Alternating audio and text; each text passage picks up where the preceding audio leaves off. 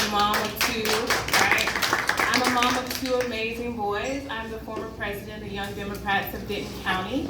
I am the former membership lead for Moms Demand Action. And just because I'm just a little bit crazy, I'm a current PTA president at a Title I elementary school.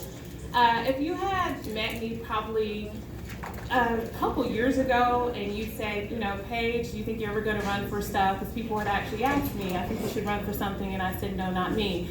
And I had thought, you know, my role would always be just to support other really amazing candidates, and I would be okay with that. So my story starts around 2016, after the presidential election. I left the military around 2012, and I graduated from Dallas Baptist University, and I thought, okay, I'm going to be a Christian counselor, that's what I'm going to do. And that's not what happened. So 2016 happened, and we got 45, and I just got so outraged, and I tell people a lot of times I spent probably all of 2017 just mad and angry tweeting and angry Facebooking. And so then when I got tired of being mad, I got active. And I volunteered for a local congressional candidate. And then I found out that there were a lot of other candidates that needed help. And so then I tried extremely hard to volunteer for all of them. So I block walk, I learned van, I had postcard parties, I wrote postcards. I did everything I could think of to do. I became an activist, I marched, took to the streets, gave speeches, and every time I would do this, I would feel like I was fighting in my own way to create the change that I wanted to see.